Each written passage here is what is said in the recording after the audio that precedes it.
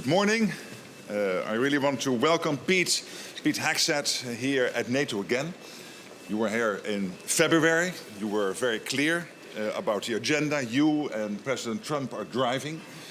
We heard the message. Today will be an important meeting because today we will agree on the capability targets we need going forward to keep 1 billion people safe in NATO territory. From this, we will decide at the NATO summit to the spending. And we already know we need to spend much, much more if we want to fulfill all these targets. And by the way, by doing that, we will also equalize in terms of spending between Canada and Europe and the United States. There has been a total commitment by the US to NATO, but also this expectation that European and Canadian allies will step up spending, and I'm pretty confident we will get there at the summit. I also want to thank you and the President for what you are doing with Ukraine, driving the peace, engaging with President Putin, breaking the deadlock. And I think that is extremely important. And also today we will discuss Ukraine. So, Pete, thank you for being here. Thank you for your leadership. And thank you for being such a staunch ally. Well, I appreciate it. I want to thank the Secretary General for doing a fantastic job here. Not an easy place to lead.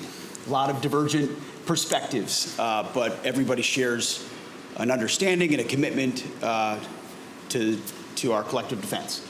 So well done. We appreciate you. Thank you for coming to visit the White House, for being a friend of the United States. I also want to thank our ambassador to NATO here, Matt Whitaker, who has done a phenomenal job representing President Trump here and American interests. But nobody has done more, I would argue.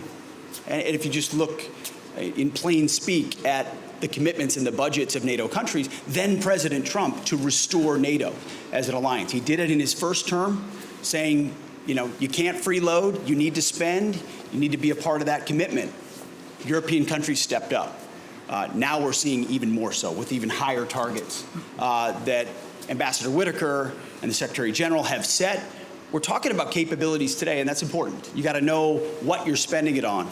And then that's going to be reflected, we believe, and the reason I'm here is to make sure every country in NATO understands every shoulder has to be to the plow. Every country has to contribute at that level of 5% as a recognition of the nature of the threat. It can't be about the flags that we love. It has to be about the formations that we have. It's that hard power that actually deters. And it can't just be U.S. capabilities. So the United States is proud to be here, to stand with our allies, but our message is going to continue to be clear.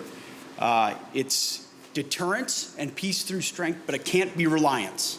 It cannot and will not be reliance on America. In a world of a lot of threats, where America is poised to help take on those threats. I was just recently in the Indo-Pacific. We were very clear about those threats. We're prepared to step up.